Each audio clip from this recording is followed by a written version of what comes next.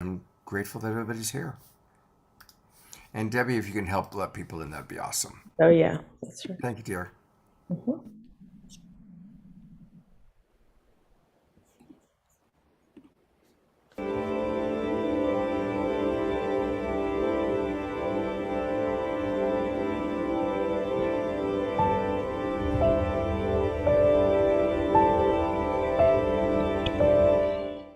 What if I were to suggest that you play a key role in the awakening world?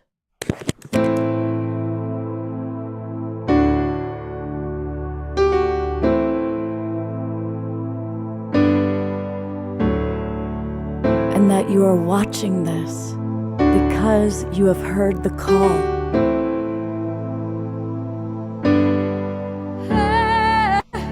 We can start right now by opening our hearts and minds.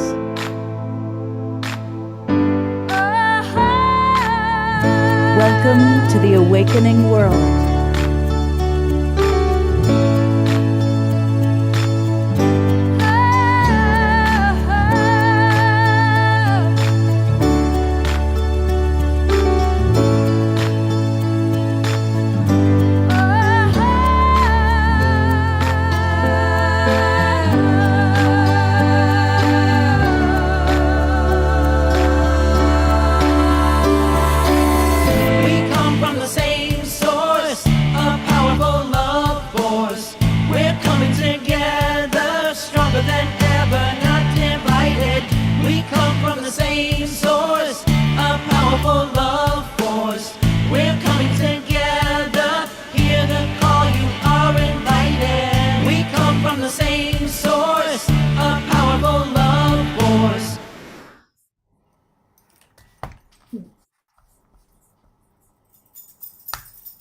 Good evening, everybody, and welcome to the Awakening World.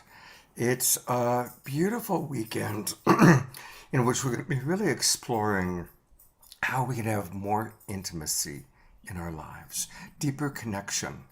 And we're going to be looking at how we can have deeper connection to ourselves, to each other, and to whatever you might call divinity or source. You know, if you think about your greatest moments in life, they almost always are moments of deep connection.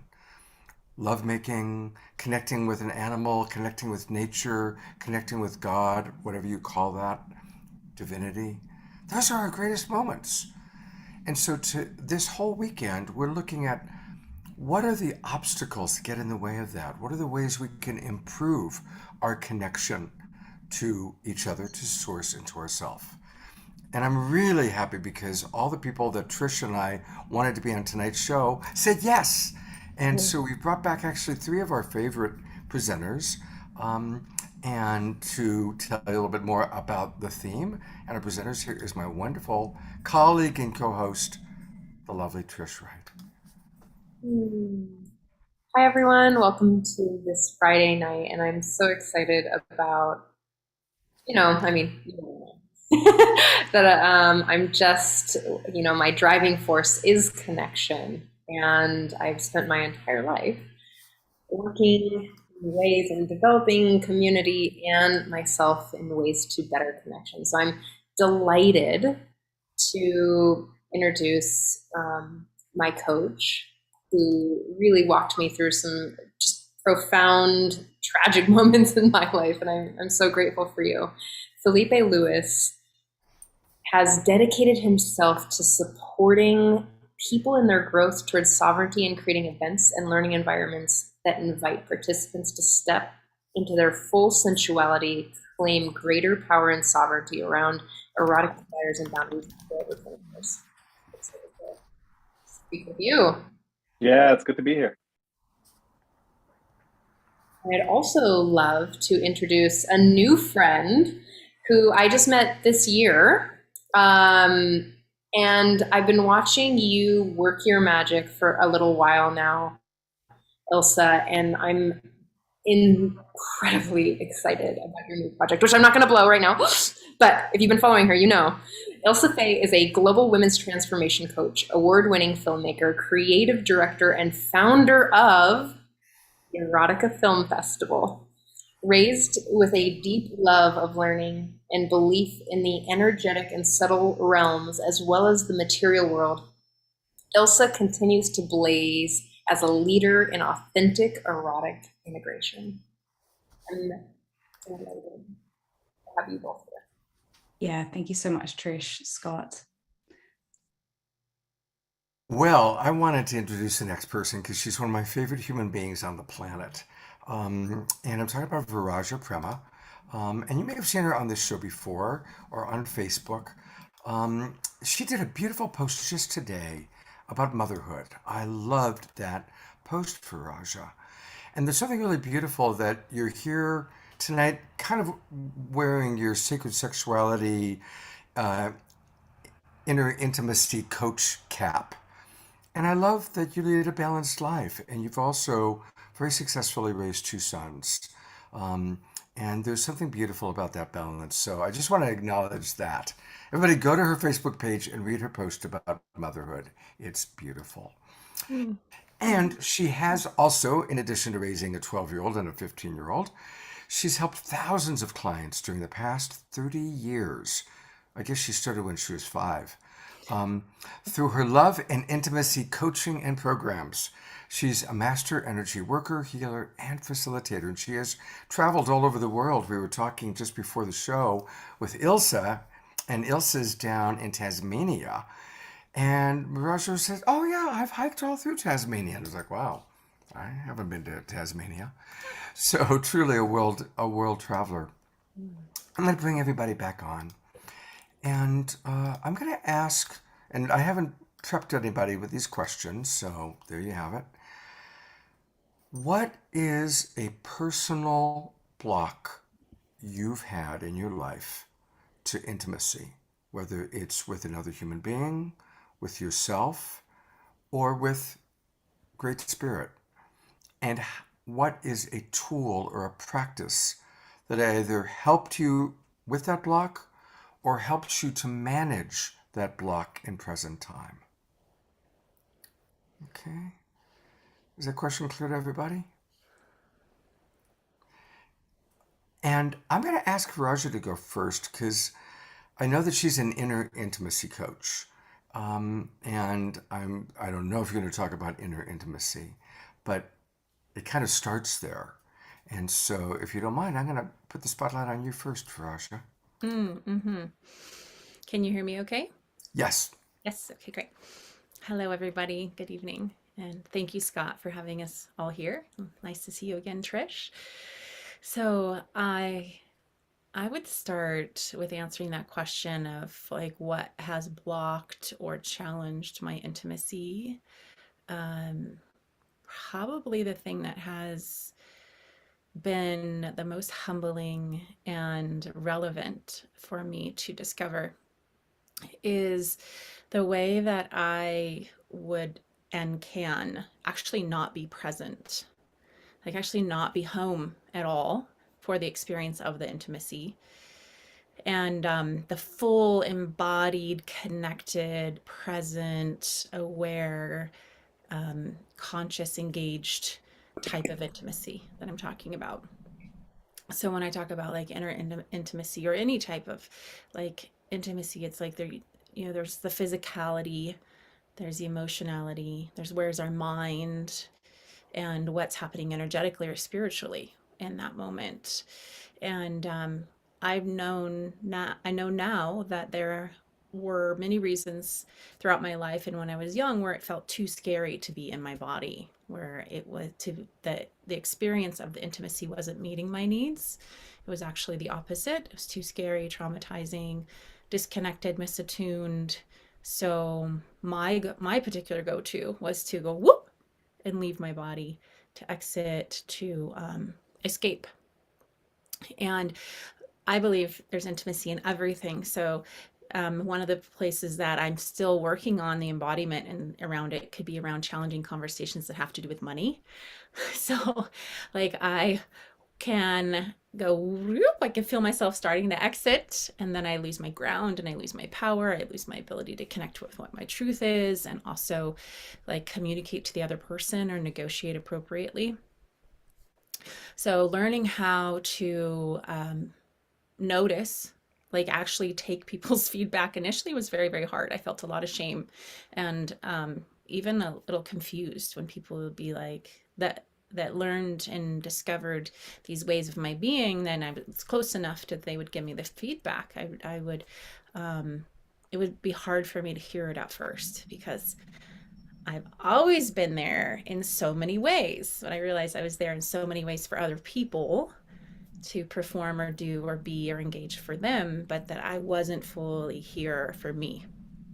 So the coming back to me has been a vulnerable process, and it's needed a lot of safe space, a lot of tenderness, a lot of reassurance, and a lot of relearning, like how to relearn and train myself through my body awareness, my breath, my communicating what I'm feeling, discovering what I'm feeling, expressing and moving what I'm feeling, like rediscovering what pleasure is truly for me, not just going along with the motions for somebody else. And what my voice is, my thoughts, my needs, my preferences. And you know, it's many, many years ago now that I first started learning about compassionate communication. I think it was in 2000. And that was one of the aha moments. I was like, oh my God, everybody has needs. Like, I can have all of these needs. Everybody can have all of these needs. And then I've grown and expanded those skill sets, and Scott's been amazingly a teammate and helping me, and thank you so many people in that. So finding my way to me to be present for the intimacy has been my pathway to really be engaged in the world in the way that I feel like my soul wants me to be. You're muted. Um, Again, as a mother, most of my friends that are mothers, learning to make your needs a priority and a high enough priority is such a big deal because there's just this natural primal instinct: take care of the child, take care of the children, take care of the family, give, give, give. And I really appreciate how important it is to support, especially mothers, to that your needs are just as important, especially once your children are past the survival, stage. Mm-hmm. Now, Mm-hmm. you're an intimacy betrayal coach. That's an interesting combination of words, and we'll come back to that a little bit later. But can you give just a little insight as to what that means? Yeah, absolutely. And I'm celebrating a new claiming of that as a title because I very, very much been, like Trish was saying, very, very, naturally attracted to connection and all things about connection and how to have more connection and intimacy. And that's really like the lifeblood of life. And what the intimacy betrayal coach is, I'm helping guide people through the territory of having had the experiences of misattunement, abuse, addictions, lying, cheating, or you know disrespect, gaslighting, all these dynamics in which the safety that the intimacy is designed to have or that we're seeking on a neurological and biological level is actually ruptured and damaged. So it's a process of helping that recovery and the repair and the reclaiming their own beingness and then getting to rejoice in who they really are, independent of any of those circumstances. Well, thank you for the beautiful work you're doing, and of course, we'll be chatting more with you. I'm going to turn it over to my wonderful partner, Trish, for a moment. Trish, Raja. what's your response to? Oh, I'm sorry, I didn't mean to cut off your appreciation of Raja. Oh, I was just really appreciating that you brought in presence and and really the attunement piece. Because I think that in the global society that we live in, attunement isn't really something that we're taught from the infancy, really. There's some place where it gets severed, and I'm sure we have someone who knows a little bit about those places there. They'll come on a little later. And so I really appreciate that you brought in presence and you brought in showing up for yourself and you brought in attunement, because that is incredibly important in even being with the level of intimacy and vulnerability that shows up. Mm, Right. mm-hmm, mm-hmm, mm-hmm. Thank you.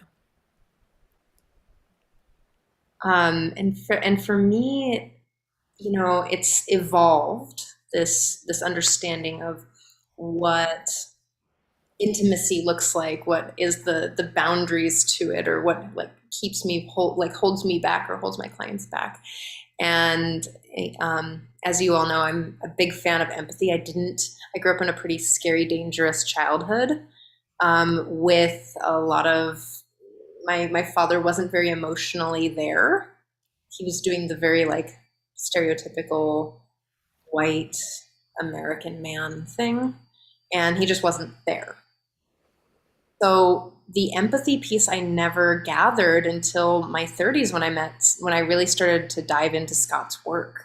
And that was one of the big pieces of actually getting to know myself, Raja. You know, like, oh gosh. And the piece that I'm looking at right now is accountability and impact, and how to come back from conflict, and really cultivating those skills, and teaching my clients how to cultivate those skills is acknowledgement of impact, and taking accountability for their movement in a certain experience, you know? I want to say that you have been a very good influence on me on that. I'm always finding myself when I'm working with Trish, am I saying something that's like, overly white, or overly white male privileged, or overly, baby boomer speak? So thank you for helping me to be a little bit more conscious and accountable to my thoughts and my actions. Well, Scott, I love that you're taking that on and taking it in. Not everyone does that. And, um, I appreciate your attunement to other people's experience. So it's just important. We're changing the world by being more compassionate and loving and understanding, forgiving, attuning, and learning about each other's triggers. Yeah. We've talked about this when we've done shows about people coming back together despite different political beliefs. And look, we have no influence on what Putin does, or what Trump does, or what Biden does. But we have such an influence on how we treat other people. Such an influence. I am eager to hear what Ilsa and Philippe's answers are to that question. So we'll go to Philippe next. Oof. I was thinking what got in the way. What got in the way of intimacy for me was probably the discovery of the limitations of my emotional body. The reaching the limits of my emotional body, and discovering that fairly early on. I had a girlfriend who had a lot of trauma, and the way her trauma was being expressed. Eventually, after about 3 years, I found myself waking up one day and everything looked dark. And I called her and I said, I can't do this anymore. And that was the first time I ever discovered that I had limits, that there was a point where I just couldn't keep going. That emotionally, I had found my limits. And so later on, I kept on growing and I kept on having experiences. Every once in a while, I would hit my limit again, or I would get upset, or I would get angry, or it would seem like I would just be fuming and I just wouldn't be able to focus.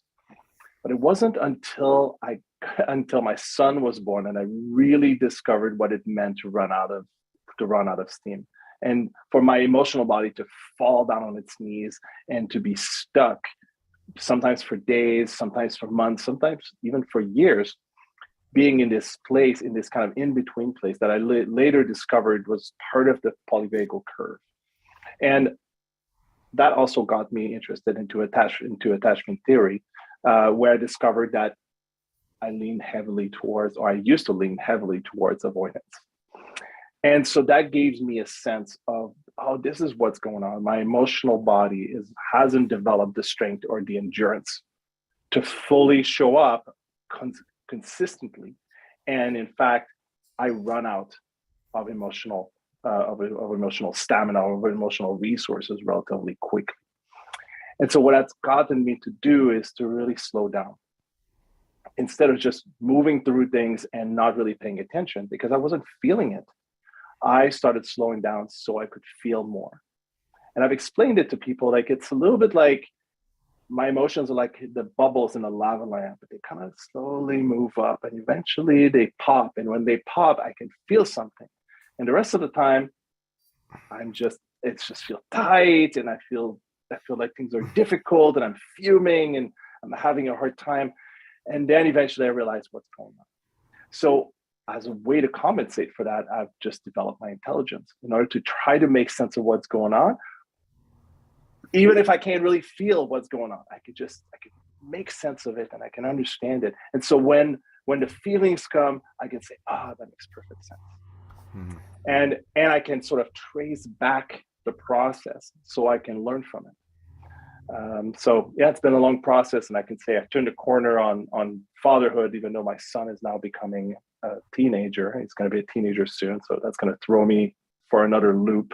But I notice when I get stuck, and I notice when I don't have the right reaction to him, and he calls me out on it. So we really call each other out, and we're really quick to apologize and just do a do-over. Beautiful. You know, there's a term that I find is really useful, which is an intimacy threshold. And when we are engaging in emotional intimacy with each other, or even physical, sexual intimacy, all of us have a threshold.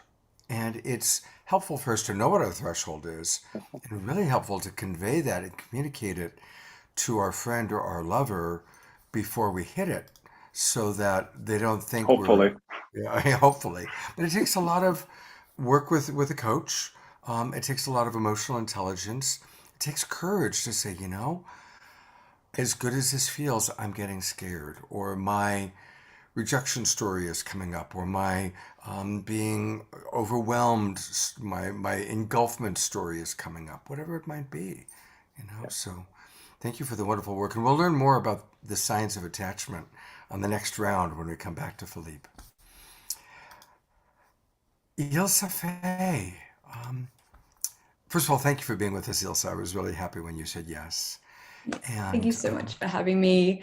I love speaking to both you and Trish, and it's always really exciting to come from Australia into a more American or European connection and community. So yeah, thanks for having me. Well, and thank you for giving us that international flavor. You know, I forgot to mention that we have people watching on Unify. So people on Unify, welcome. Let us know where you're from geographically, because also we get people all over the world watching on Unify, which is really cool. So what comes up for you? What would you like to share about your personal journey?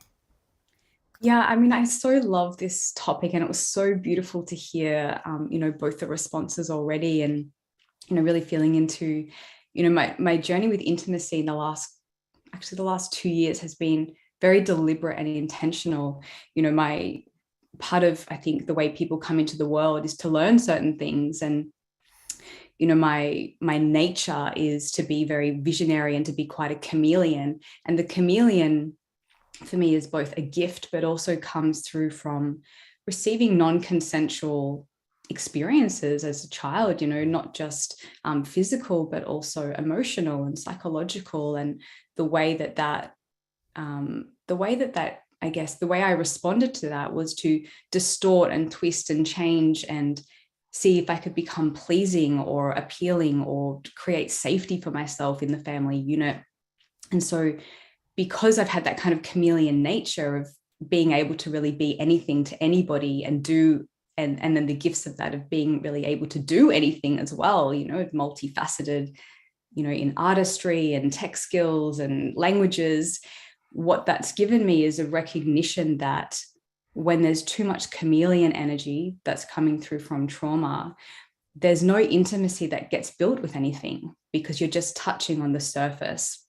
So this has been quite a journey for me. And so, my journey into intimacy has actually been one of recognizing that I have to commit. I have to commit to my own deep value, because the values that I had around my own personal worth and value was that I was only valuable and worthy and loved and approved of if I could modify and compromise the truth of who I was, depending on each circumstance and situation. Parents, school, friendship groups, boyfriends, work, career, it was different groups of friends. So there was that constant changeability of the personality, of what was being represented, of what was being self-approved of. And so now, as I've kind of moved into adulthood and I'm also a mom, I also have a teenager, teenage son, just turned 13 this year. Yeah. And it's a wild ride, with teenagers. There's so much more to consider. But that journey has really brought me into, who and what are my values? Like the true values, not the values that I think make me appealing or that make people happy with me or that people think is good, where I'm not going to then receive conflict or criticism or feedback or judgment. But what is the true values that I have? And what I've found when I have, been directly in a committed relationship with those values.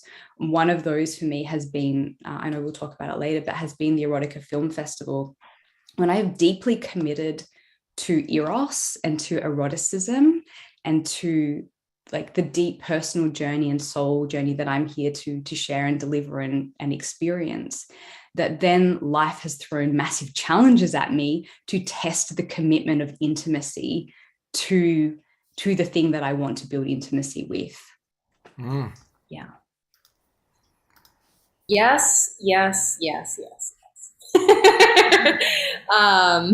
Scott's back here he's like, this is so up your alley. I was like, yeah, it's true. So as someone who was considered sort of like a fearful avoidant, moved to more secure, like, don't get me wrong, like I still wobble in the middle somewhere, but in that sense of having this childhood that was scary and having a dad who wasn't there to contort to get needs met. So this is how it starts, is like you get your needs met, right? And you need them to get your needs met for attention and connection and time and even like food and clothing and love and all of those things. And when you get into that place of actually diving into why I do the things that I do, and then you start to really get into integrity with your value system. And your value system can move and change, right? So what was valid for me 10 years ago isn't as valid as it is today.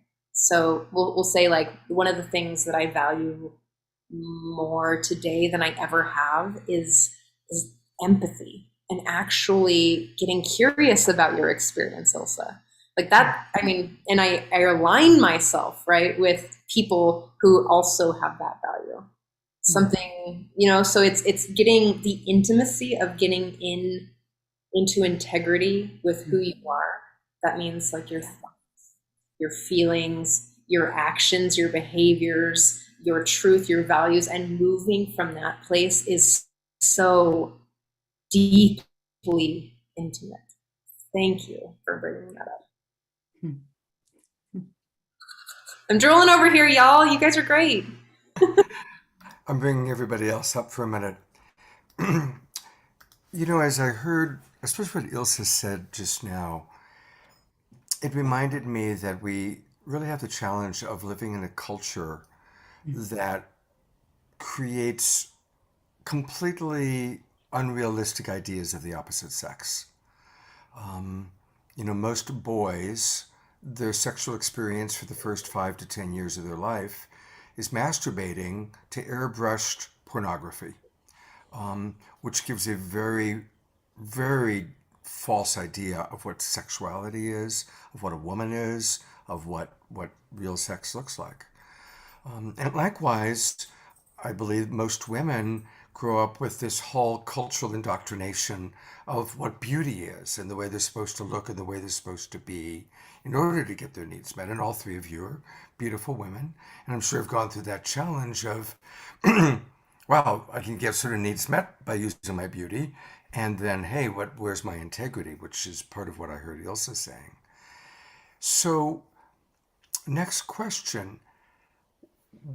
What's, as a coach or from your personal life, a way that we can acknowledge cultural indoctrination or a parental, but mostly a cultural indoctrination that's not serving us, that's not life affirming? And how do we shift? And I'll start with my co-pilot, Trish, here. You love me so much. I really do. I hear you loving me in that question. Oh, this is so what I'm doing right now. This is the work that I'm shifting into, helping people see in themselves as well. And I love that, Scott, thank you for bringing up the beauty standard piece, because a lot of our social programming is based in hierarchy and based in the creation of someone or someone's being less than human. And we get to, in this lifetime, be the web, the individual pieces of this web where, you know, like the connection points to actually bring up and change and shift and work together to humanize each other. So one of the things that, you know, I'm definitely researching a lot of how white supremacy hurts the white man in general, and how one of the things that I have deep, deep compassion for right now is the mold that I'm saying that if this person wants to follow the social programmed rules, that they will follow these sort of things.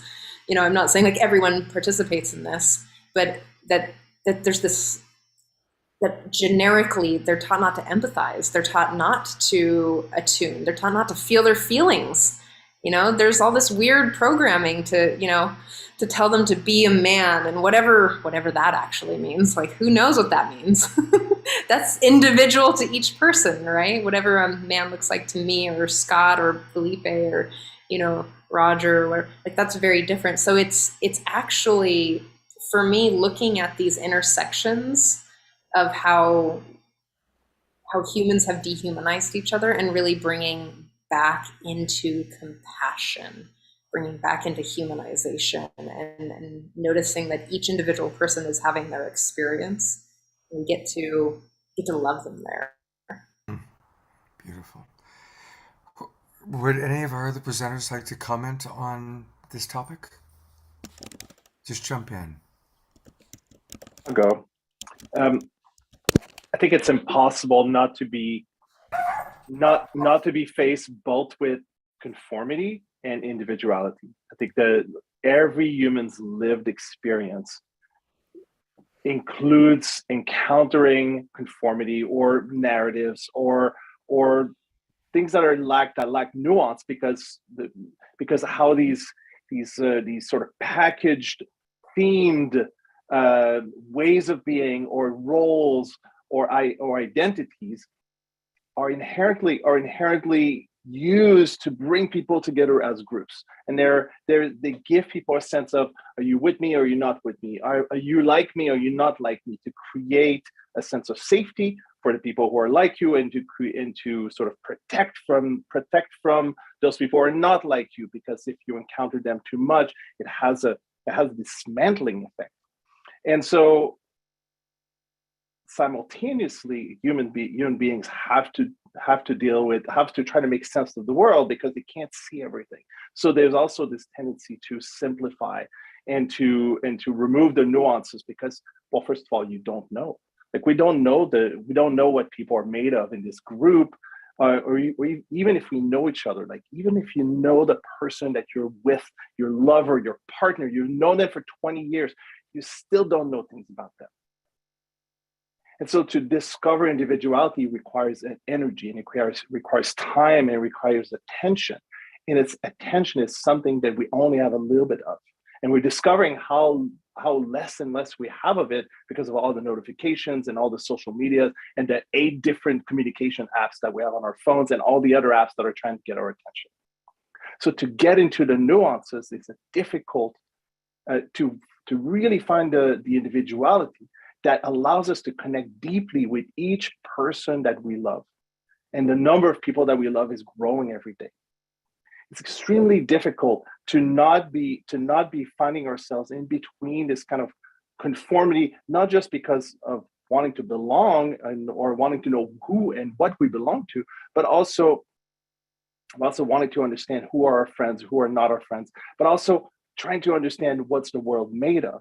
And so as we start, there's a great book called Zen and the Art of Motorcycle Maintenance that speaks of this sort of like trying to name and divide and name and divide and name and divide. But it's also, there's a loss there. There's a loss of the essence of something. And so we're faced with this lack of nuance that allows us to understand the world, but grossly. And then there's simultaneously a desire to go deeper into the what I would call the soul of each being and each human, and to be able to divide our attention between the two. I think it's an impossible task, and I think we do a great job as humans. And I don't think it will ever stop. I don't think there will ever be a moment where there will not be narratives and will not be identities that are erasive, as well as giving us something to belong to. Thank you for that. You're getting Trish Trinkles. Trishkles. Just made up a new word there. Dorina, coming to us from Ecuador, writes, intimacy, into me see. And so kind of along with that, a reminder to everybody watching, please start giving us thoughts, comments, and questions. I'll do my best to scan what's going on in our Zoom room, what's going on Facebook. And a reminder for everybody who is watching on Facebook or on one of the YouTube channels, come on into our Zoom room. It's really easy. Just go to globalpeacetribe.com, globalpeacetribe.com. There's a promo code that'll get you all of the links to all of our shows free, and the promo code is New Friend. So you go to globalpeacetribe.com, put in the promo code of New Friend, which says register, and you'll get the links to all of our shows for the next 2 months, all the way through the end of June. We do a show every Friday night, Saturday night, and Sunday morning with a particular theme. And of course, this weekend, the theme is Tools for Deeper Intimacy, Into Me See. And so with that, and thank you, Dorina, for the prompt, my next question, and I'll just open it up to anybody who wants to respond. What are some tools that you teach, that you use for deeper intimacy with self-love, self-intimacy? And I'd love to hear maybe from even all of you, because it's such an important part. So I'll call on Viraja, because we haven't heard from her for a moment, and I know that this is something she teaches. Yes, hi, thank you. So,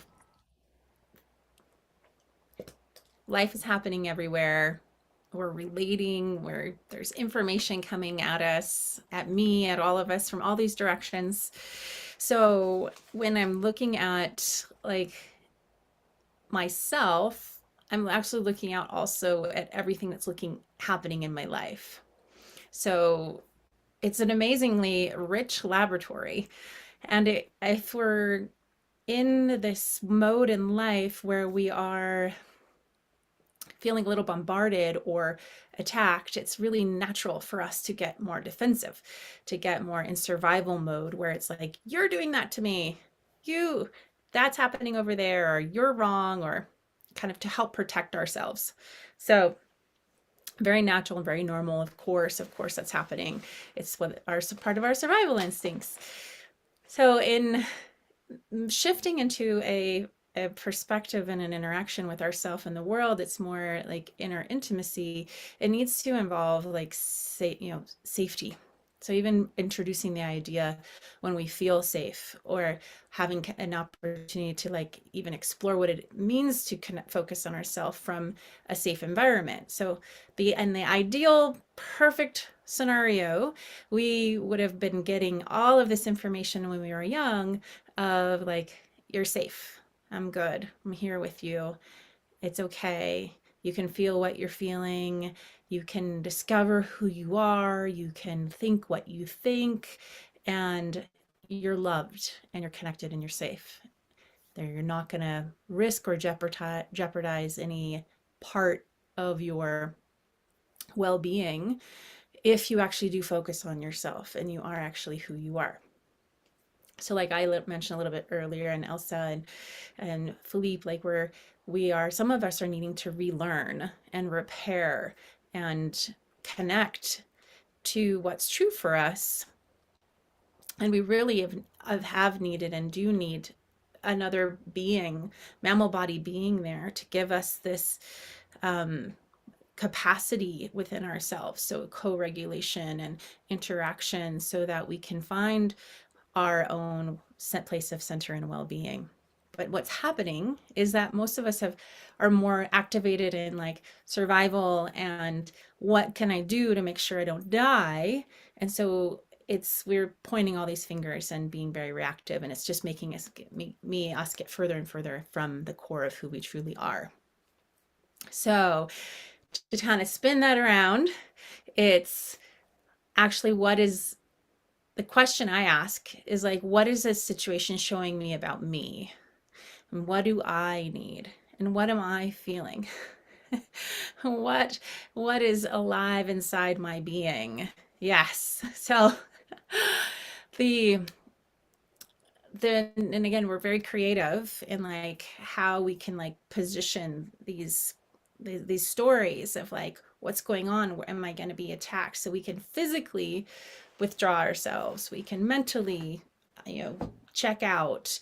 We can emotionally shut down, and we can spiritually, can disconnect from source, from each other.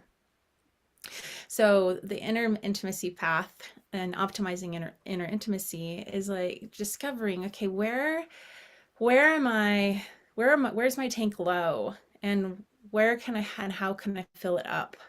And the way that we can start to where we need to be in order to fill up our personal tanks of our intimacy and our connection with ourselves, again, is in a place of safety. Otherwise it's not going to happen. So there's asking ourselves appropriate questions, getting the appropriate support people that we trust, getting ourselves in an environment, getting myself in an environment where I feel resourced and safe, so that my nervous system can kind of down-regulate and relax, and then almost like my little feelers can start to open up to be able to like take in the nourishment. And it's like, I'm like, oh, here I am. To be honest, I had this experience this morning where I was like, oh, like life is too much. I'm overwhelmed. And I, just grabbed my shoes and went out the door and went for a walk. And the walk happened to be along this path with this beautiful little creek that's flowing now this time of year, and the birds all around. And I sat down by a waterfall and took some breaths, and I was like, oh, okay, I'm okay. Like, I'm connected. There's nature here. And now what do I need? What am I feeling? What am I thinking? So increasing resiliency is a really important thing for our own optimizing inner intimacy, in my opinion. So it's like somebody was saying their intimacy threshold or something like that earlier. It's like, yeah, Scott was saying that it's like, how much can I actually connect with myself? Like, if it's been completely foreign, or like the men are raised like it's not okay to feel your feelings or do the thing that actually is connected to another being with empathy. Like, if we start to go into that territory, it can be really scary. It can be like, oh no fly zone. Like, if I go in this, if I do this too much, I might be shot and killed.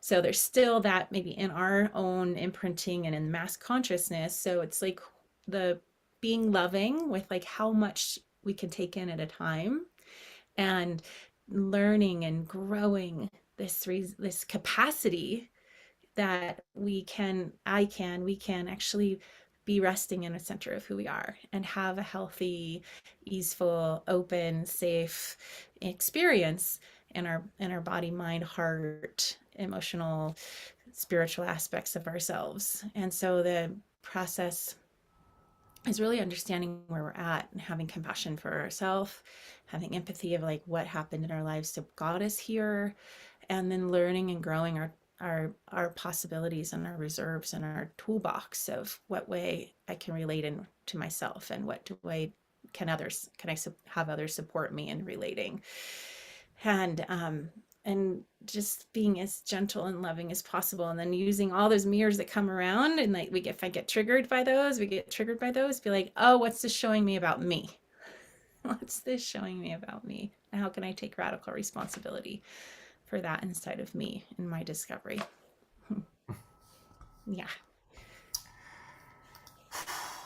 There's a lot of really beautiful wisdom right there, really beautiful. And I'm going to bring Ilsa and Philippe back on. If there's anything you want to add or riff on the beautiful yumminess of all that Viraja just shared. Yeah, I mean, I love the way you communicate, Raja, about, about this theme and this topic, and the way that you share, your experience and your wisdom around it. So my gratitude to you. And what was really coming up for me around that was, I love to just go back to like the basics. I remember when I first started to come into my awakening journey, and the first thing that I really proactively initiated for myself was to write a self-care list. What are the things that make me feel good, that I know that are always going to be available for me? Going for a walk, having a bath, self-pleasure, cooking a meal, asking for a hug. These just a list of very simple, easy to access ways to reconnect to myself and to build intimacy. And this is something that I share, as a coach.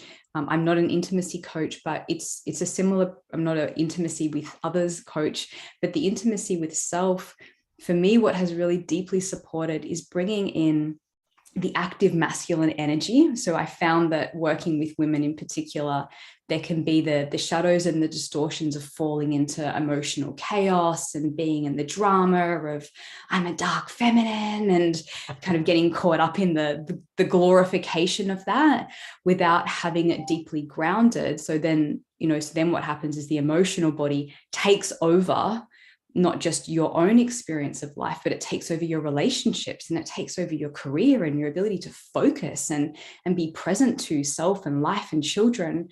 And so one of the tools that I work with is primarily activating the masculine, who brings through structure, consistency, a plan.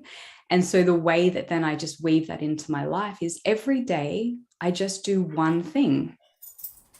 It's just, and it's a non-negotiable. Every day I do one beautiful thing, even if that's just, I have a really long shower, or I take that extra 15 minutes to put my makeup on, or I put on a great pair of shoes. It doesn't have to be always a 2-hour process of spiritual catharsis or, or intimacy or dialogues. It can be something so simple and so pleasurable that is constantly reaffirming the value that you have for yourself and staying in integrity with that. And that's a really key aspect of being a mom or being a parent of anybody, as well as, working effectively and having a great relationship and being deeply attuned and of high standards of value within yourself. So that's the way that I work with it.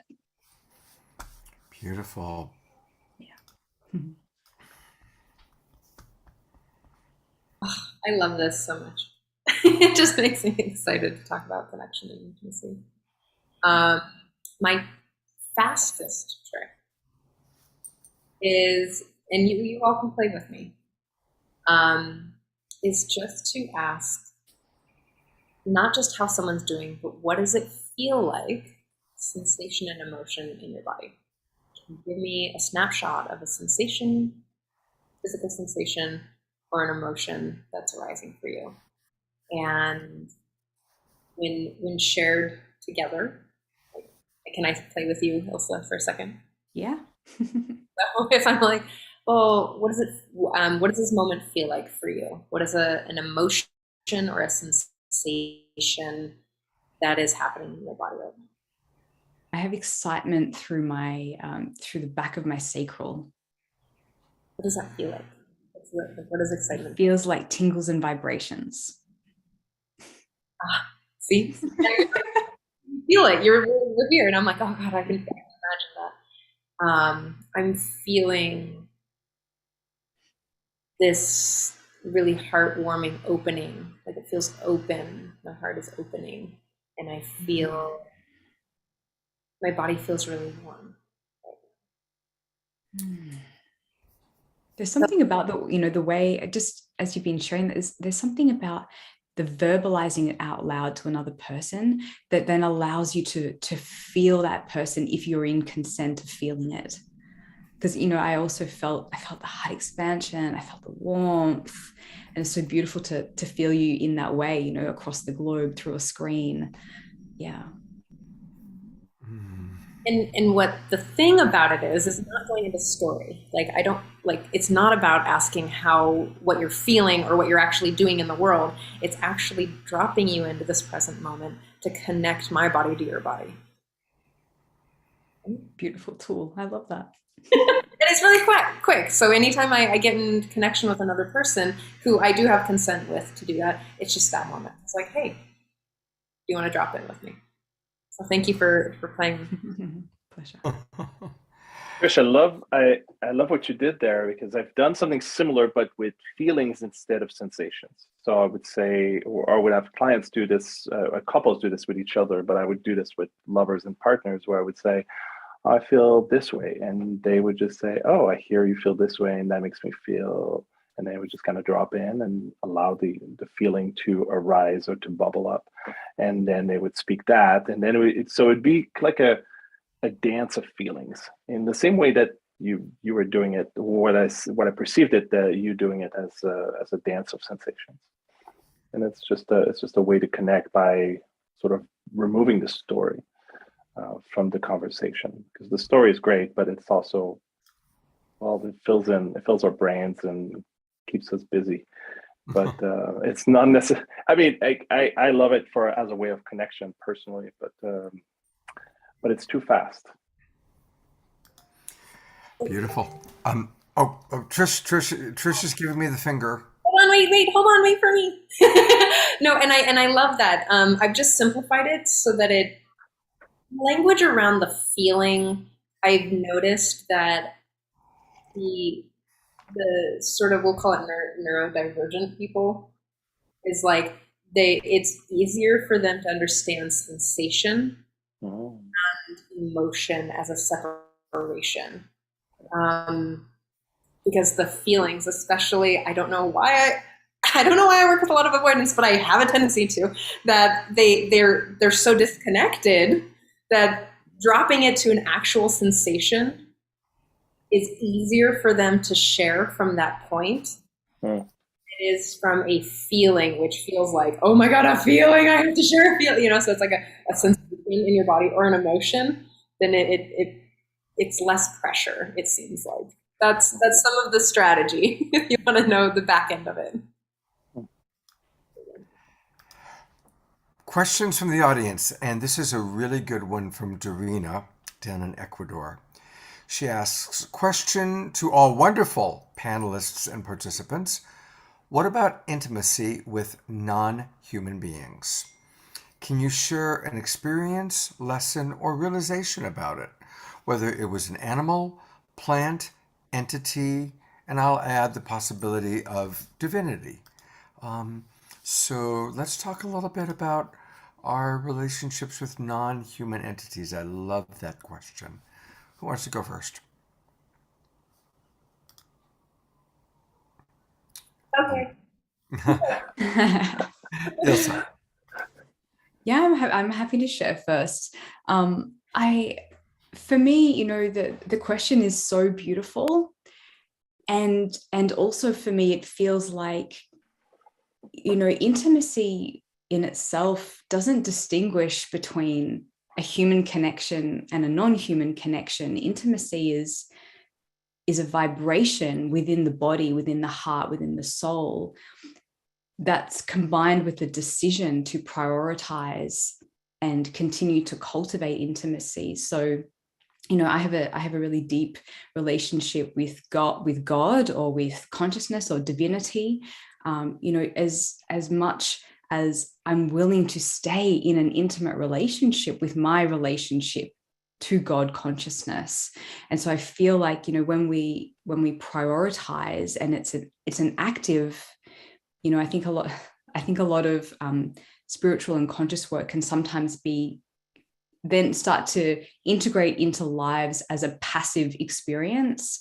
And in fact, everything that we're doing as conscious humans does actually need to be an active decision, an active commitment, an active laying your heart on the altar of life, of intimacy, of love, of devotion, in order to ensure that intimacy stays alive. And that can be, devotionally tending to a plant each day, and that's the cultivating of the intimacy and the deep listening of what that plant has to share, just as much as it is with a child or a partner or or an animal or wild, or even a landscape.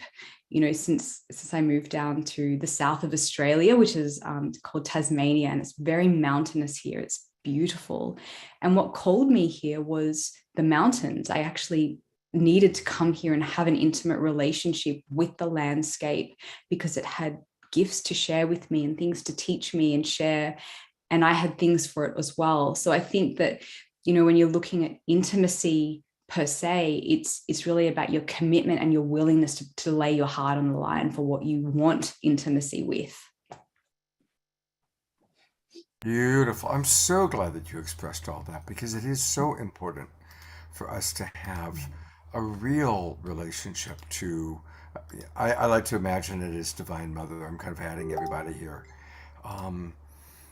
And for myself, I've been single for the last 2.5 years. And on the one hand, I've cultivated so many deeper friendships online, but a lot of my intimacy needs have been met through my connection to nature. And it's so important for us to cultivate that. So, who else would like to respond to Doreena's wonderful question? Okay, you're up, Felipe. Everything I learned about touch, I learned from my cat.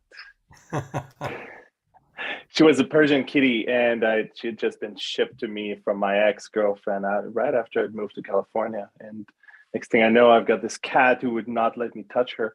And over a period of months, I learned to touch her. And then I realized she never said a word. And then that made me realize that she had taught me everything I needed to know through her own way of touching me back, or the way that she would move her body. And that got me to rediscover my body in a whole new way, through the somatic lens, through the primal lens. And then eventually that got me back through the emotional, to the lens of the emotional body.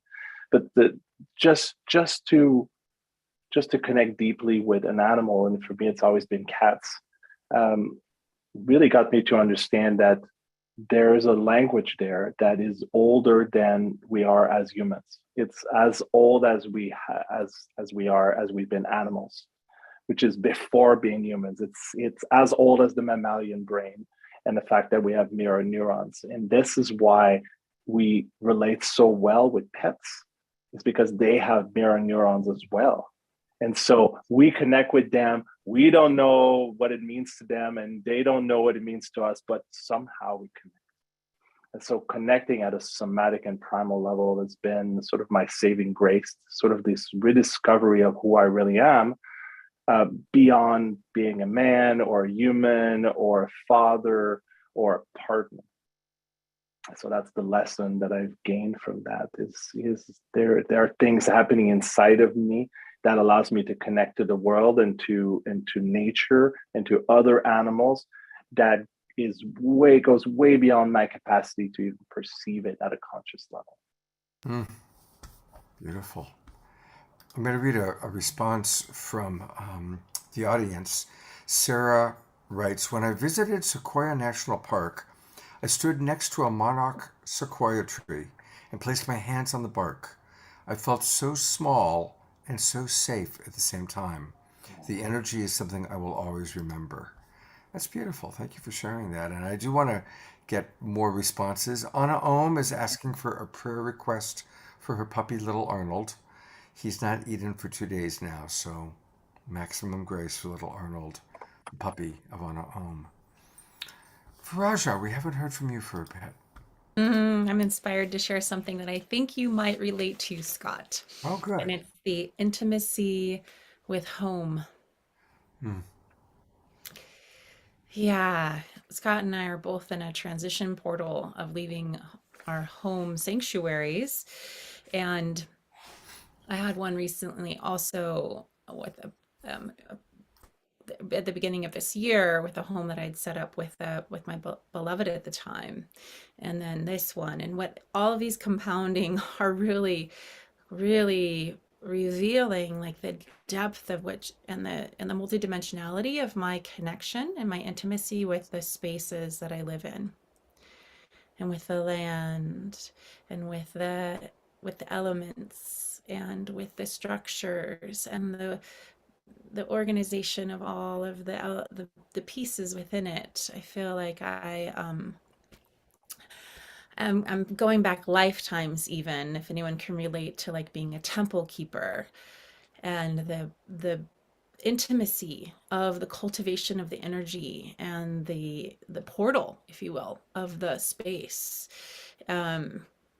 And I've also been experiencing a lot of grief, to be honest, because like it's the when needing to shift out of those places that I've gone so deep with, it's a big surrender, and letting go of something that's very, very, very deeply sacred and special to me.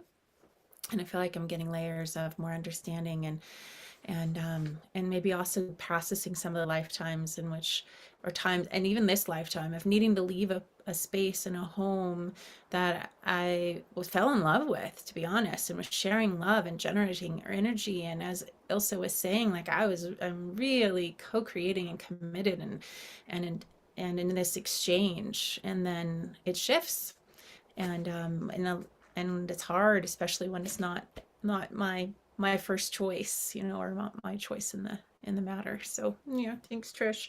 Yeah, tender heart for me right now. Yeah, I'm leaving my home the end of this month, and Scott is leaving his home this weekend. Yeah, so yeah. Yeah. I'd love to share a little bit about grief. Well, two things. I love that you talked about cats, Felipe, because the most intimate connection that I have is with Mr. Winston Wolfe, and like sometimes he'll hug me, and I'm like, how do you know that I need you right now? And then there's something that you taught me, Felipe, that I'm going to butcher the saying, but how it lives in my head is betrayal is the most intimate that we can be with another person. And grief is the most, how I've understood it recently, is grief is the most intimate that I can be with myself. And Absolutely. it's been, and just sort of like this entire year had this theme of grief for me that transitions outside of my control, right? so really being in the let go for me. So some of the posts that I just brought up, that I just posted like 2 or 3 days ago, was that grief brings me clarity. It brings me the closest to my heart and my desires, and we'll call it the shadow or the darkness, or places that I don't normally touch. And I'm so deeply intimate because I don't get to touch that vulnerability in myself. Oh, it's been loud and juicy. Trish, your audio is coming in and out, to be honest. It's kind of coming in and out. It's not consistent, and we want to have the complete Trish experience. Could you repeat just how you opened grief is and fill in the blank? Because your audio went out. It's kind of like, and the winning lottery numbers are and 31. You know, it's like, So grief is the most intimate that I can be with myself. That it's the place where I have the vulnerability of the loss that I feel, the vulnerability of which I don't normally touch. Like there's places of sadness and let go and even anger and fury that I don't normally touch. Like that is literally the most intimate I've ever been with myself, is to be with the level of discomfort that this brings up. Go read my post. I clarified it like ghee. I did some work on that post so that I could share. It's just deeply intimate to be in. Send the link. I want to read that. I want to read it. Okay. Good stuff.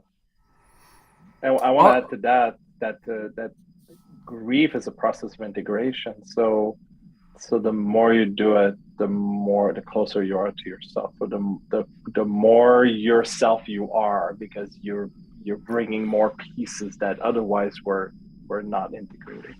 So there's more of you, the more you grieve. There's a lot of me.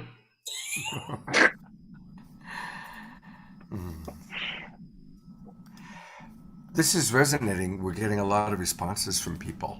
And yeah, grief is up for me because I'm leaving a home that my wife and I bought together. And then she died very shortly after we bought this home. It was the first time either of us had actually owned a home. And so a lot of thoughts are coming up about her. And a word that I find really valuable that helps me with the mourning process. And my wife died a long time ago now. But the word is bittersweet. It's bitter that she's gone. And it's so sweet that I still miss her. Yeah. And so if we can find that bitter sweetness, not getting lost in the tragedy or the drama of loss, but feeling the bitterness, feeling the sadness, feeling the anger, if that's what is alive, but also the sweetness of our care, right? Our discomfort is in direct proportion to the love or the memories that we have, the love that we're missing, the memories that we have. And so it's bittersweet. So I just wanted to put that out there. We have somebody from watching on Unify who's been asking us our mission. This is her first time watching The Awakening World. So she's, what's your mission? What's your mission? That's very sweet. We are a multi-denominational forum, if you will.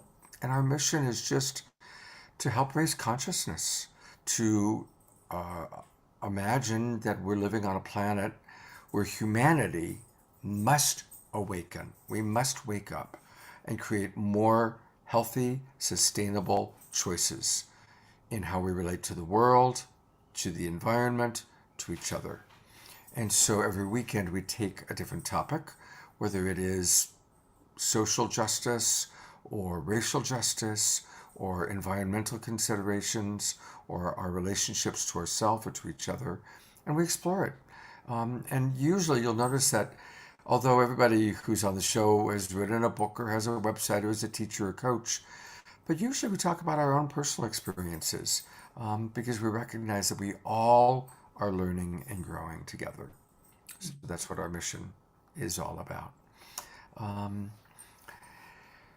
All right, we are kind of getting to that time now where we start learning more about what each of you do. And so I'm going to go to Ilse first because she does something really, really cool.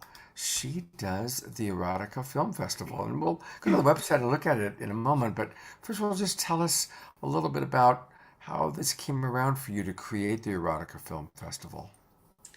Yeah, oh gosh. So Erotica actually started as in Melbourne, in Australia, as a one night only experiential boutique performance art night. And the founding premise of it is Eros, not so much the Eros of sex and sexuality, but the Eros of the primordial life force of chaos. So it's energy. And so the way that we operated Erotica was to bring through, the performance arts, to bring through eroticism, to bring through sensuality, not just in performance, but in guided processes. We did orgasmic chanting. It was like a real collective piece of interaction.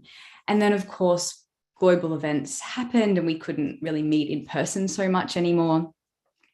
And so what came through the erotica process for me was that actually it incredibly was quite destructive around my parenting because of the lack of understanding of what erotica was and what it was teaching and celebrating. I received quite a lot of projection around doing things that were inappropriate as a mum. And so I had some kind of custodial issues around that. And it really prompted me to decide, what do I truly value in terms of what's really important to me? And so erotica is so deeply important because, my son at the time that erotica was first birthed was, in his kind of childhood. And it got me thinking, oh my gosh, my son is going to be in puberty soon. And oh my gosh, this massive realization, pornography is like the number one teacher for children, for young adults, for mature adults, of what sex looks like, what intimacy looks like, what connection looks like, how to do the sex act, how to connect and touch other people, as well as the aggression and the violence and just the disconnect between people through mainstream pornography. I decided that I had a responsibility as a parent to start to seed and put something out that was an accurate representation of what sensuality and love and care and vulnerability and sensuality can actually look like between people. So I first made a short film. It's available on YouTube. You can go and check it out. It's called The Erotic Heart.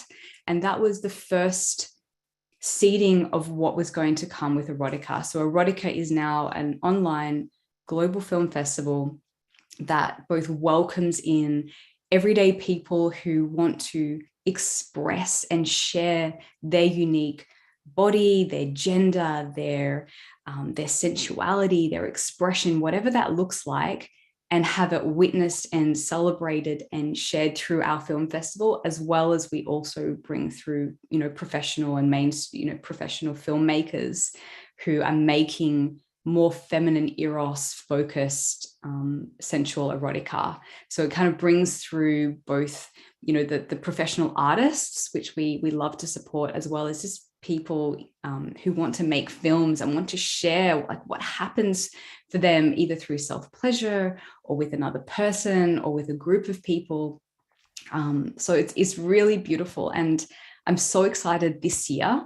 You can see, up in the top right-hand side, differently abled. And this is the first time we've had this category. And it's actually came about because last year, a really beautiful person came to the film festival, loved what they saw, and then realized that there was no bodies that represented what their body was. And so they messaged me on Facebook and they told me about that. And they said, can they make a film? And I said, well, of course, absolutely.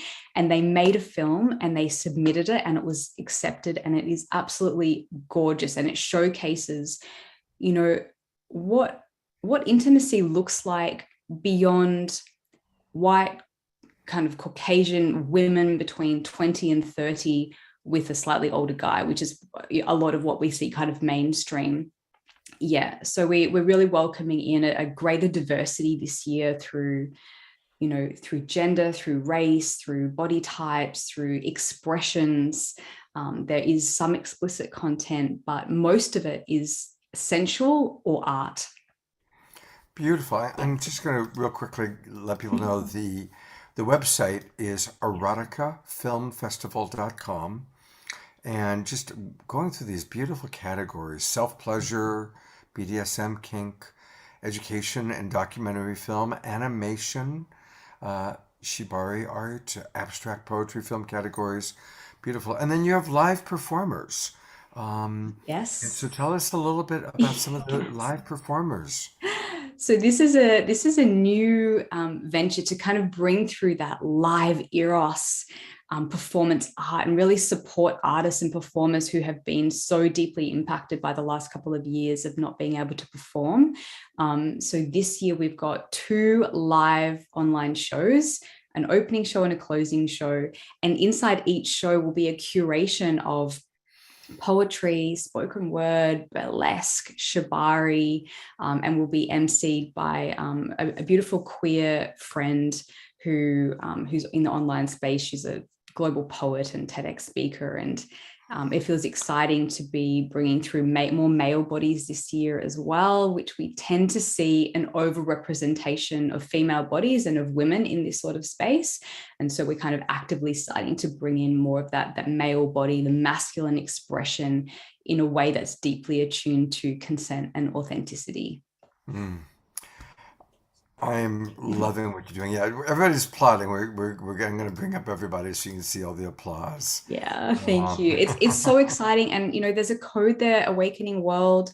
If you are experiencing financial hardship, then please reach out to me directly, and, our team will be happy to support you.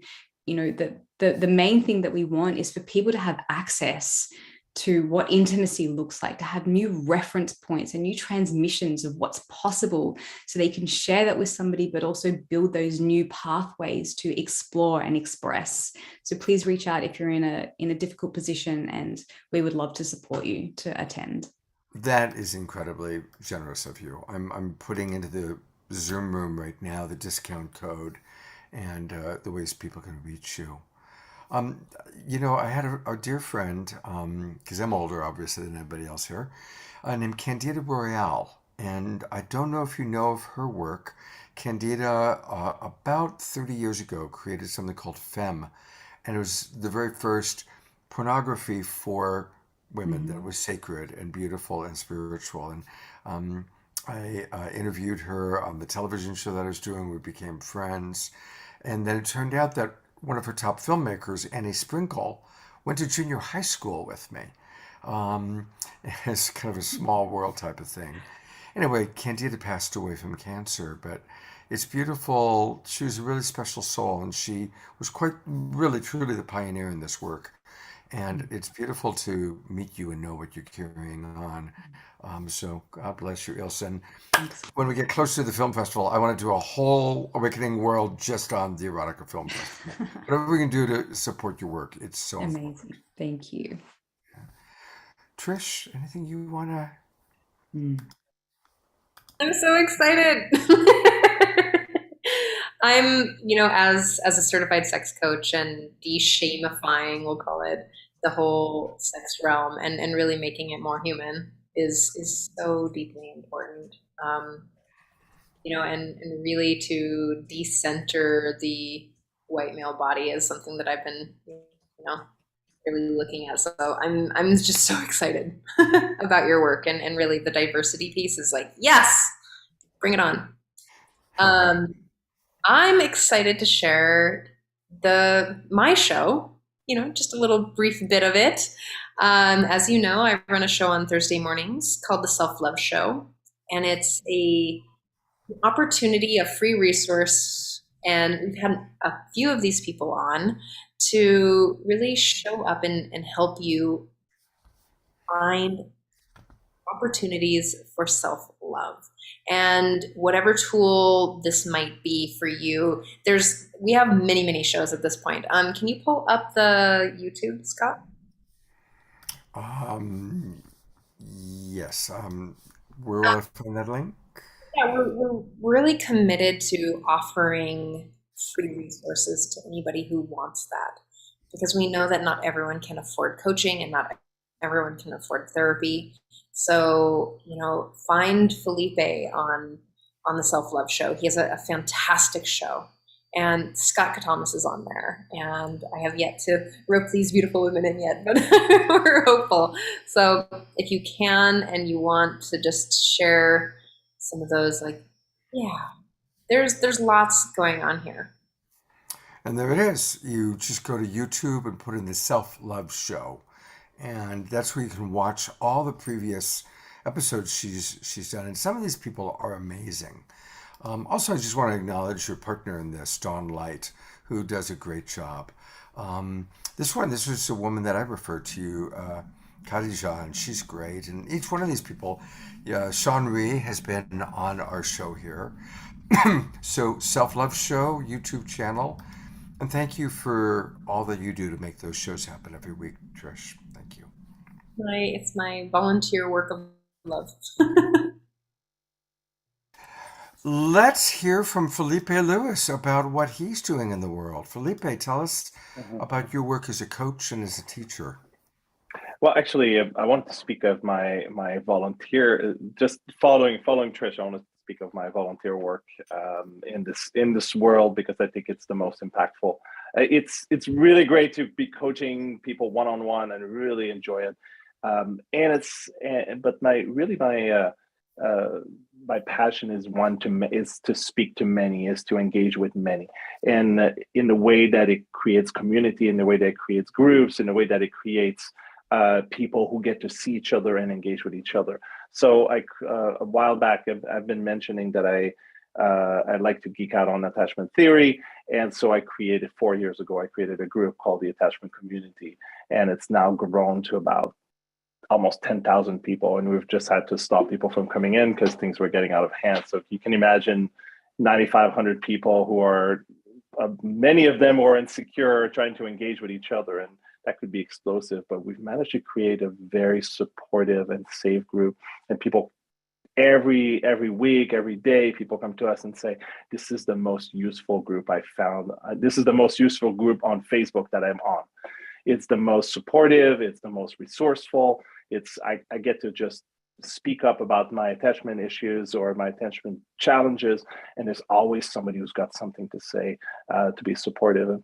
And I have a beautiful modmin team that basically keeps things under control as much as possible with minimal amount of controlling, and this allows people to really meet each other. And that's where I feel like the most impact happens, is in community, when people get to come together and share about a particular topic, just like we are right now. But imagine multiply that by 2 or 3 orders of magnitude. What's possible. So much support and so much wisdom arises from people sharing about their own personal experiences, which also brings up the individuality that we were talking about earlier. So beyond that, I love sharing. I love teaching. I love teaching about not just attachment theory, but also emotional, somatic, and primal intelligence, like supporting people learning about touch, learning about how to engage with each other beyond just the words. And attachment theory is it's a fun thing to do online, because it doesn't require all 3 of these things.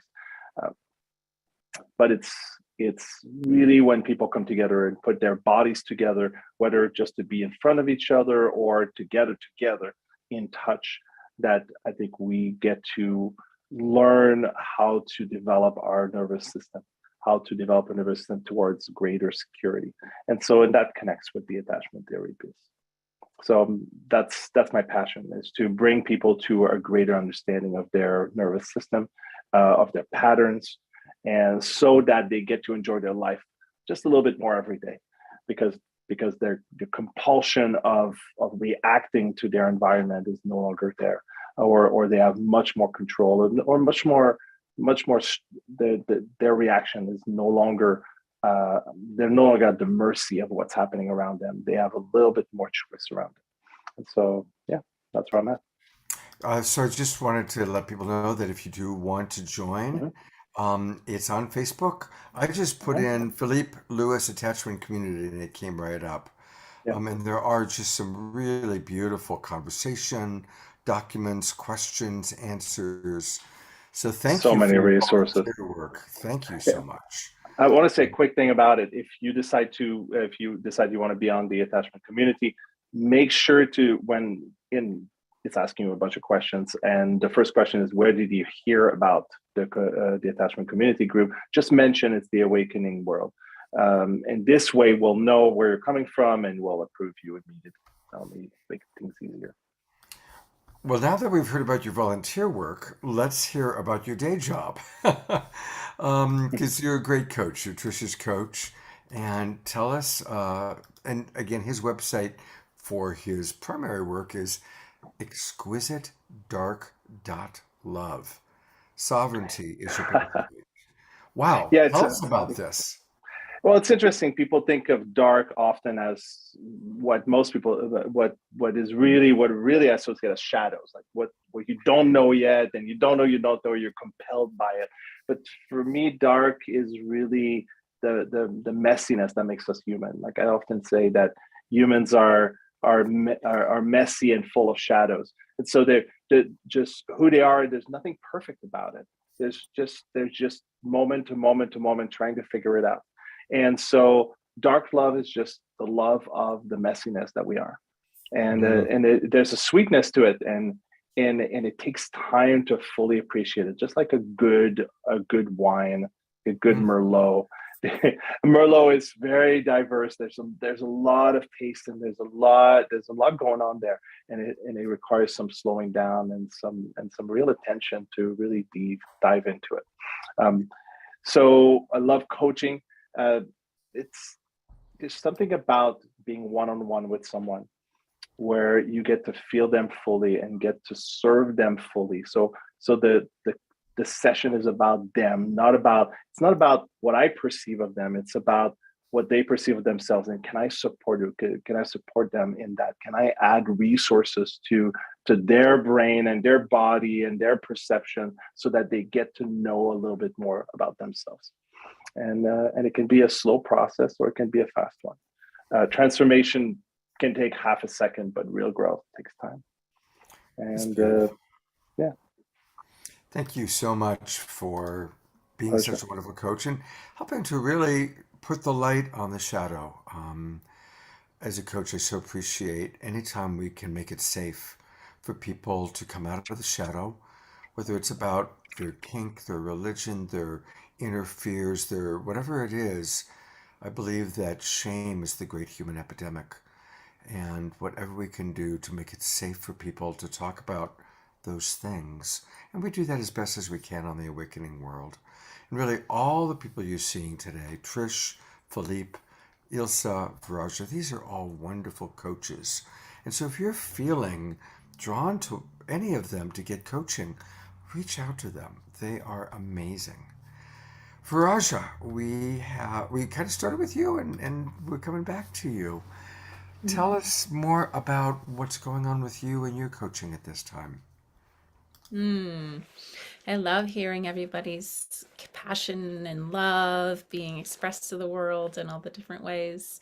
So I'll start with that. I'm offering a play shop series, and it's inspired by the transformation that I've been going through, and the nervous system healing and the attachment healing and the connecting in with myself and my own sovereignty that's coming more and more online. And so it's focusing on optimizing inner intimacy through also through kind of the lens of the nervous system and self-love, where as we are able to relax, able to experience more safety and connection, then our nervous system starts to unhook from that survival. And then we can kind of get a little movement happening. And then we can hopefully access more of our play, of our enjoyment, of our pleasure, of our connection. And then as we get that connection with others and with ourselves, then we get the transformation. Then we can build the mirror neurons. Then we can implement what it is that we're learning and what feels so good to us, because we can actually feel it. We can actually register it and feel it and enjoy it. So it's been really fun to do these play shops. It's like we're creating a new playground, the one that's beyond the trauma, the imprints, the past programming, the limitations, the fears, and really collect the parts that haven't had this opportunity to really be embraced and shown and healed and have fun. So it's a play shop series. You're welcome to opt in, anyone that's on here or anyone else, and you can get the recordings from the prior ones and participate live on the Zoom play shop playground with us. And I think I'm really wanting just to celebrate with some of my peers in the community too. It's like I have worked so hard in the hard that I'm like, oh, it's okay to have some fun. And of course, like I am a shadow, like stalker, edge seeker. Like I go for it. I have no, like, bring it on. And wow, it's good time for us to like actually be enjoying ourselves too, and not just need to be like licking the wounds all the time, or picking the scabs off each other's wounds so we can like maybe get deeper healing. It's like you know, yay. And I'm noticing this trend. It's like there's, yay, right, this trend, like more and more of us are becoming aware of like the impact of things on how we feel and on our nervous system, and like new choices that we can make, and you know, that it's okay to be in our pleasure. Look, we have an erotica film festival, like going international with people submitting things from all over the world to like enjoy our embodiment and be seen in that and celebrated in that. And you know, that is, you know, courageous, and it's also so natural. Yeah, like the courage is like finding our way back to our essential nature of being this aliveness, natural life force energy that's flowing. So I love doing that with my clients. I do one-on-one work and group work. I have a women's group, a self-love lab, where we get to women's discovery circle for 6 months, where we're going into some of these territories in the mind, the heart, the body, our consciousness, our sexuality, and kind of peeling back the layers to achieve the integration of all those parts, so we can just be in our alignment and our authenticity and the enjoyment of that, and to have a safe container of the group so that we can see and witness each other. It's like, well, that's the way it should be, right, everyone? That's the way it should be. Yeah, yeah. So that's 3 categories. I feel like if we all are like sort of self-sourcing, either on our own way or with a coach or our community or our own personal journaling, it's like, where is there a place that may need repair? And don't get just stuck there, like that thing of like I have done so many times. I was just referring, like we can go in the pack and like clean stuff up. We need to do that. But then it's like, where can we reclaim? Like once we repair, now we have like a more cohesive capacity in our beingness to like reclaim our energy, reclaim our truth, reclaim our essence, reclaim our our knowing. And then the last one, this is the part we're talking about, is like rejoicing. Like, let's rejoice and have the celebration and have the fun and have the play, and like up level the joy factor on our lives and on the planet, and be that beacon out in the world. So that's the work. That's the body of my work these days. It's beautiful, beautiful. You know, in all that, I didn't get a chance to actually give the name of your website, and it's so what who you are, Viraja. Her actual URL is receivemorelove.com. So I want to encourage everybody, let's all go to receivemorelove.com. Let's practice giving more love. And really, that's what we're seeing, you know, whether it's through Ilse's coaching in her film festival, Trisha's self-love show, Felipe's commitment to helping people understand the science of attachment. These are all, and that's what the theme of our show is. You know, the question is, what is our mission? Our mission is to receive more love. You know, it really is. So I love that's the name of your website. Thank you. This was a very quick 95 minutes. I really admire each and every one of you. Thank you for the work you're doing in the world. And yes to more joy, yes to more pleasure. I had David Pramal was on our show about 6 weeks ago, and it was shortly after the invasion of Ukraine. and they're traveling. They're in the middle of a world tour. And she said, wherever we're going, people are asking, is it okay to have joy? Knowing that there's all this suffering in the world, knowing that this is happening, can we still feel joy?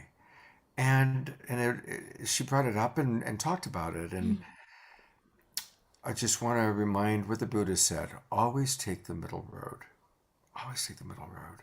Take time to mourn and to grieve and to feel the pain of the world or of your life, and take time to be joyful and to enjoy the pleasure as well.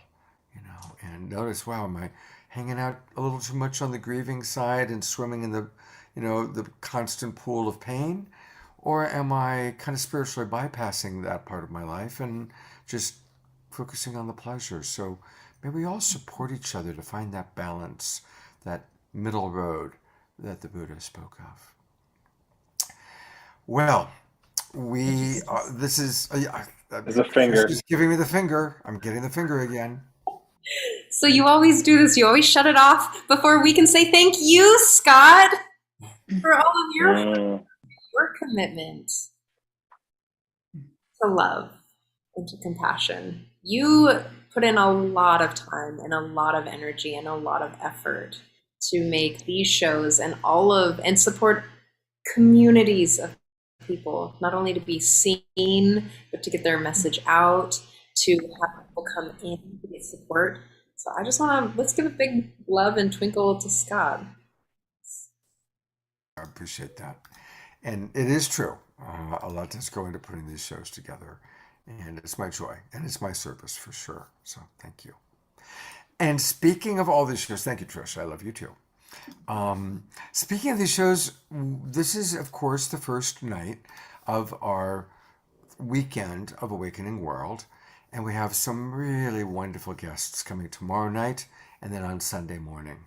So just a reminder, if you're enjoying this theme, please come back again tomorrow night. And we actually have a really special early Zoom room show tomorrow. One of the students of the Twin Ray is going to do a KES healing experience for people. And then we've got Om Heals. That's Jennifer Hill's organization, and some of her best healers coming on. And so we're going to get more healing experiences and tools and wonderful music. Tatiana Speed is coming back, and her mother, who it turns out is an incredible concerto pianist, is going to come back and play piano. And we're going to have Omashar. Omashar will be playing music again tomorrow night. So we're excited about that. And then on Sunday, Jonathan and Heike Hudson, they're a beautiful couple that do powerful work, profound work, helping people to really change their emotional resonance and heal deep wounds and come back into real homeostasis with life, are going to be with us. And the beautiful Josiane Bonte is going to be back. She's an incredible therapist and healer specializing in racial and sexual wounding. And so we're going to go deep throughout the weekend. So do join us.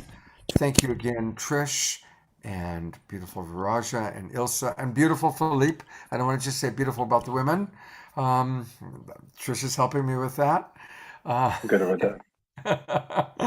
And Philippe, you are very beautiful.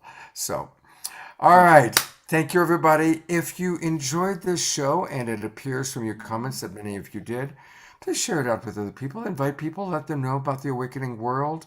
Send them to the globalpeacetribe.com. And we look forward to seeing all of you hopefully tomorrow night or later this weekend. Take care, everybody. Have a beautiful evening.